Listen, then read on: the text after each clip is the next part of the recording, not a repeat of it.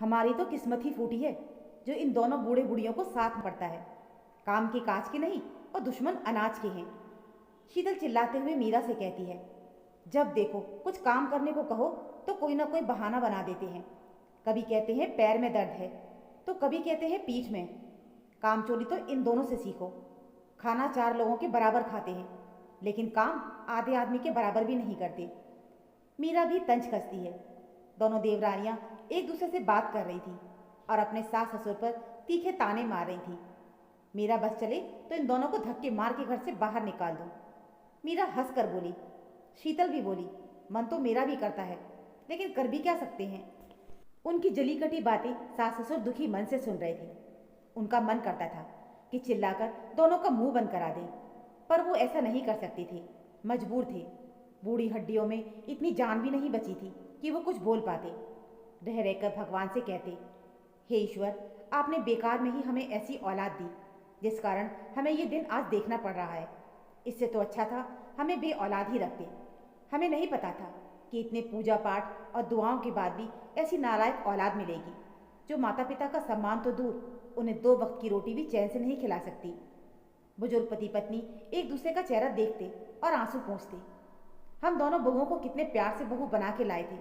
वृद्धा बोली, सोचा था बहुएं नहीं हैं, बेटियां हैं, बुढ़ापे में हमारी सेवा करेंगी, लेकिन यहाँ तो उल्टा हमें उनकी सेवा करनी पड़ती है और फिर भी ये हमें खरी खोटी ही सुनाती रहती हैं। इन्हें हमारे बुढ़ापे पर जरा भी तरस नहीं आता। वृद्ध ने धीमे से कहा, इनको क्या दोष है? जब हमारा ही सिक्का खोटा है तो बहुओं को क्या दोष दे जो दूसरे घर से आई हैं। ये कहानी है रघुवीर जी और उनकी पत्नी सुमन जी की। शादी के 10 साल बाद किसी की दवा तो किसी की दुआ से बहुत मुश्किल से सुमन जी की गोद भरी। उन 10 वर्षों में ना जाने उन्होंने कितने ताने सुने होंगे, पर वे उल्टा जवाब नहीं देती थी। उनका स्वभाव इतना नम्र था कि पत्थर दिल इंसान भी पिघल जाए, पर फिर भी ताने खत्म नहीं होते थे। एक दिन भगवान ने उन पर दया की और उन्हें पुत्र रत्न की प्राप्ति हुई।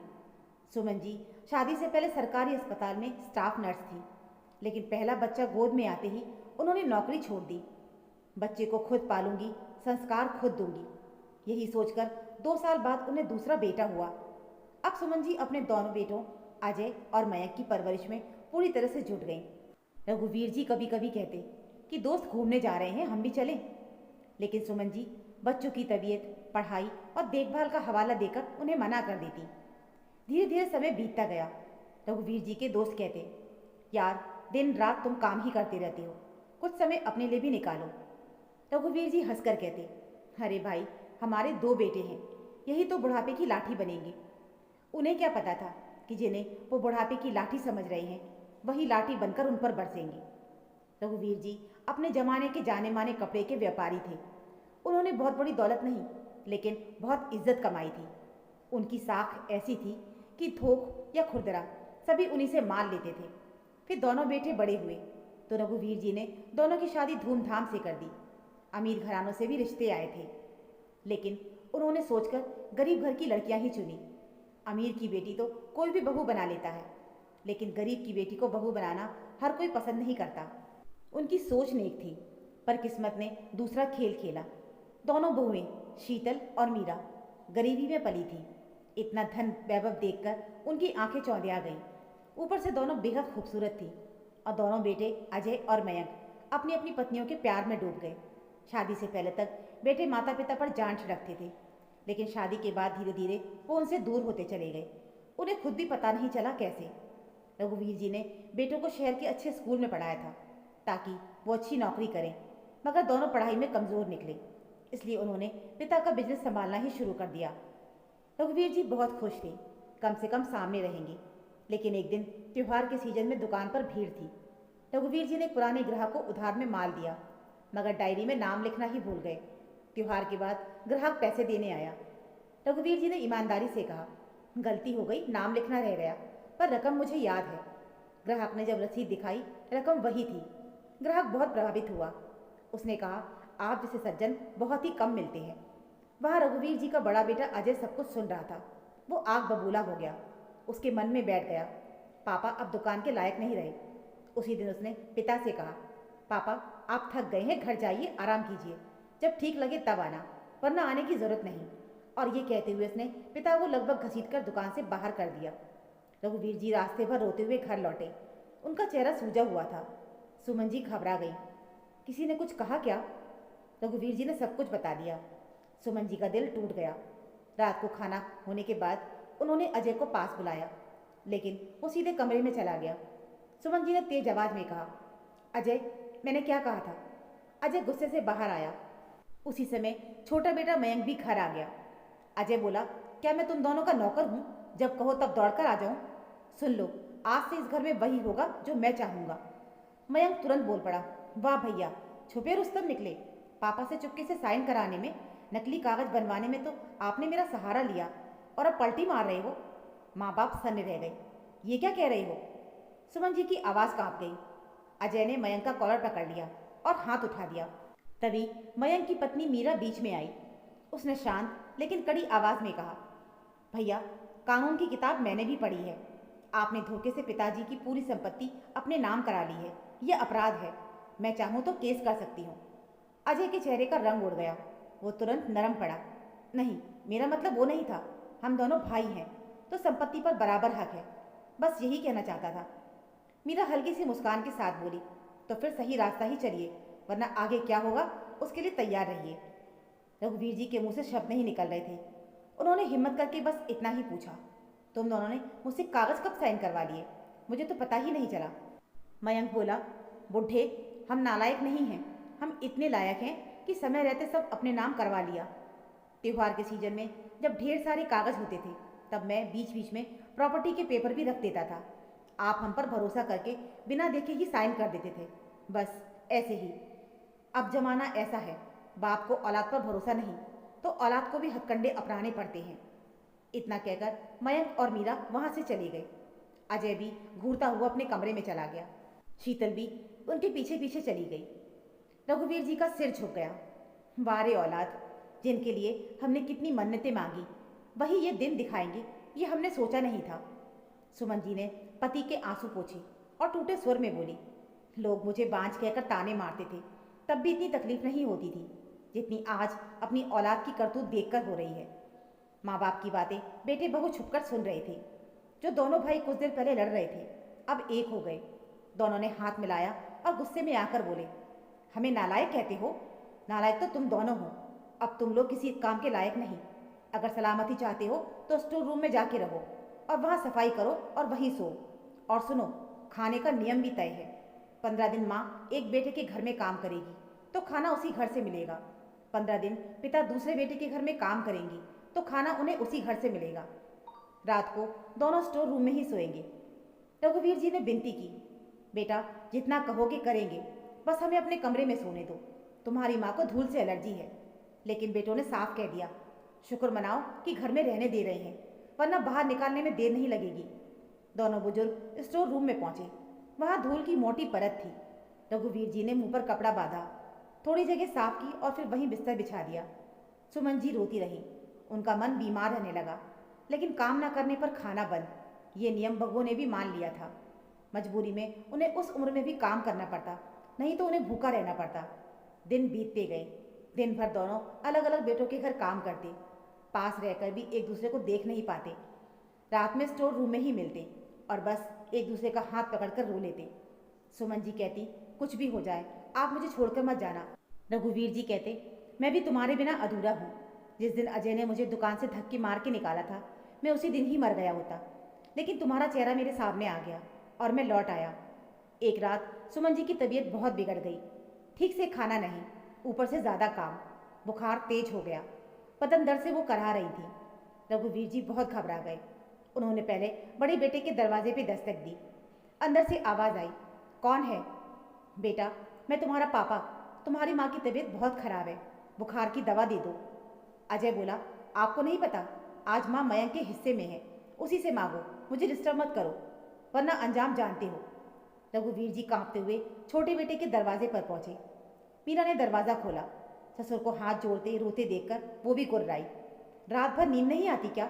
हमें चैन से सोने दो। बहू, तुम्हारी सास की तबीयत बहुत खराब है, दवा दे दो। मीरा बोली, अब बड़े बेटे के घर काम करते हो, वहीं से मदद मांगो, और फिर कल से तो माँ जी उधर जाने वाली हैं। तो मेरी जिम्मेदारी नहीं बनती। और उसने दरवाज़ा बंद कर दिया। रघुवीर जी अंदर से टूट गए। सुबह तक सुमन जी की हालत और बिगड़ गई। उस दिन सुमन जी काम पर नहीं जा पाई। बड़ी बहू शीतल गुस्से में स्टोर रूम में आतंक की। रघुवीर जी पत्नी के माथे पर पट्टी रख रहे थे। शीतल जोर से चिल्लाई, अरे बेशरम, उम्र हो गई है और रंगरलियाँ, आज का काम कौन करेगा? तेरे लिए नौकर रखा है क्या? सुमन जी दर्द से करा रही थी। रघुवीर जी से ये सहा नहीं गया। उन्होंने हाथ उठाया, लेकिन अजय ने झपट कर उनका हाथ पकड़ लिया। फिर दोनों भाइयों का गुस्सा भड़क गया। उन्होंने बुजुर्ग का सामान उठाकर घर से बाहर फेंक दिया। धक्के देकर उन्हें घर से बाहर निकाल दिया। रघुवीर जी की आंखों के आगे अंधेरा छा गया, लेकिन पत्नी को संभालना था, इसलिए वो टूटते हुए भी चल पड़े। सबसे पहले उन्होंने सुमन जी को ऑटो में बिठाकर अस्पताल पहुंचाया। उनका इलाज हुआ, तबीयत सुधरी, मगर अब जाएं कहाँ? उसी अस्पताल में सुमन जी के दूर के रिश्ते का भाई का बेटा वरुण मिल गया। उसने बताया कि उसकी नौकरी दूसरे शहर में लग गई है। माता पिता नहीं रहे, गांव का घर खाली है। अगर आप लोग कुछ दिनों के लिए वहाँ रह लें तो वो घर भी संभल जाएगा और मैं भी निश्चिंत हो जाऊंगा। ये सुनकर दोनों के दिल को राहत मिली। वो गांव चले गए। वहाँ की हवा पानी से सुमन जी की तबीयत अब जल्दी सुधरने लगी। रघुवीर जी के मन में फिर से जीने की जिद जागी। उन्होंने 2 साल की फसल के पैसों से थोड़ा पैसा जमा किया था। वरुण ने कहा, आप लोग मेहनत कर रहे हैं तो ये पैसा आप ही इस्तेमाल कीजिए। रघुवीर जी ने सुमन जी से कहा, खेती तो मौसम पर चलती है, क्यों ना अपना पुराना काम फिर से शुरू करें, मुझे अनुभव भी है। सुमन जी बोली, इस उम्र में? रघुवीर जी की आंखों में चमक आ गई। जब तक सांस है तब तक कोशिश है। और उन्होंने छोटे से स्तर पर कपड़े का व्यापार फिर से शुरू कर दिया। धीरे धीरे पुराने ग्राहक वापस जुड़ने लगे, क्योंकि रघुवीर जी का व्यवहार वही था, सच्चा, साफ और भरोसे वाला। अब रघुवीर जी की आमदनी बढ़ने लगी। उधर संजय और मयंक अपने ही काम में चोरी करने लगे। वर्कर्स उनके रूखेपन से तंग आकर छोड़ते गए। दोनों भाई एक दूसरे पर चोरी का आरोप लगाकर झगड़ने लगे। घर में भी पैसे की तंगी होने लगी कि इसी बीच उन्हें खबर मिली कि एक बड़े सेठ जो बहुत अमीर है, गरीब लड़कियों और लड़कों का सामूहिक विवाह करवाते हैं। अजय का बेटा और मयंक की बेटी अब शादी लायक हो चुके थे, लेकिन उनके पास खर्च करने को पैसे नहीं थे। मजबूरी में उन्होंने अपने बच्चों के फॉर्म भी उसी में ही भर दिए। शादी का दिन आया। मैरिज हॉल ऐसे सजा था जैसे स्वर्ग उतर आया हो। हर जोड़े को कपड़े, गहने और गृहस्थी का सामान दिया जा रहा था। ये सब खर्च वही सेठ कर रहा था, और वो सेठ कोई और नहीं, रघुवीर जी थे। उन्होंने अपने जीवन में पहली बार सुकून से मुस्कुराया, क्योंकि अब वो किसी के मोहताज नहीं थे। तभी उनकी नज़र रजिस्ट्रेशन लिस्ट पर गई। बच्चों के नाम के साथ माता पिता के नाम पढ़ते ही उनकी आंखें ठहर गई। अजय और मयंक और उनकी बहुएं, वही नाम। रघुवीर जी का चेहरा एक पल को गंभीर हो गया। पत्रकारों की नज़र पड़ गई। सर, आप हर शादी में खुश रहते हैं, आज आपकी प्रतिक्रिया अलग क्यों? सुमन जी ने धीरे से पति का हाथ थाम लिया और कहा, कह दीजिए, अब छुपाने से क्या होगा? रघुवीर जी ने सब कुछ सच बता दिया। 10 साल का इंतजार, बच्चों के लिए कुर्बानियाँ, व्यापार की इज्जत और फिर वही बेटे बहू जिन्होंने उन्हें धक्के मार के घर से निकाला। उन्होंने कहा, हमने हार नहीं मानी, हमने फिर से मेहनत की। हमारे पुराने ग्राहक और वर्कर्स लौटे और हमने फिर से अपना जीवन खड़ा किया। एक सफल इंसान के पीछे किसी न किसी का हाथ होता है। मेरे पीछे मेरी पत्नी का हाथ है। पूरा हॉल तालियों से गूंज उठा। लोग भावुक हो गए। अजय और मयंक और उनकी पत्नियों की नजरें शर्म से झुक गई। कार्यक्रम खत्म हुआ। रघुवीर जी और सुमन जी कार की तरफ बढ़े कि तभी दोनों बेटे बहू दौड़ कर आए और उनके पैरों में गिर पड़े। माफ़ कर दीजिए, हमें अपना लीजिए। पत्रकारों ने पूछा कि ये लोग कौन हैं? रघुवीर जी कुछ कहते कि उससे पहले अजय बोल पड़ा, हम इनके यहाँ काम करते थे, हमसे गलती हो गई थी, माफ़ी मांग रहे हैं। तभी एक पुराना वफादार कर्मचारी आगे आया, जिसे अजय ने चोरी का झूठा इल्ज़ाम लगाकर निकाला था। उसने साफ कहा कि ये इनके बेटे हैं। इन्होंने अपने माँ बाप को लात घूंसे मारे, बीमार हालत में घर से निकाला और आज बदनामी के डर से खुद को कर्मचारी बता रहे हैं। भीड़ में नाराज़गी फैल गई। लोगों ने उन्हें धिक्कारा। सोशल मीडिया पर भी उनकी आलोचना होने लगी। पत्रकारों ने पूछा, सर, आपकी संपत्ति का क्या होगा? रघुवीर जी बोले, हमारा जीवन अब कितना ही बचा है, लेकिन हमारा धन उन बच्चों के लिए होगा जिनके माता पिता नहीं हैं, उन बुजुर्गों के लिए होगा जिन्हें उनके बच्चे छोड़ देते हैं। और अपने बेटों के लिए? सवाल आया। रघुवीर जी ने सुमन जी की तरफ देखा। सुमन जी बिना डरे बोली, आज तक सुना था कि पूत कपूत हो सकता है, माँ को माता नहीं, लेकिन आज मैं कुमाता बनना चाहती हूँ। जिनके लिए हमने अपना खून पसीना एक किया, उन्होंने हमें लाठी समझकर सहारा नहीं दिया, बल्कि लाठी बनकर मारा।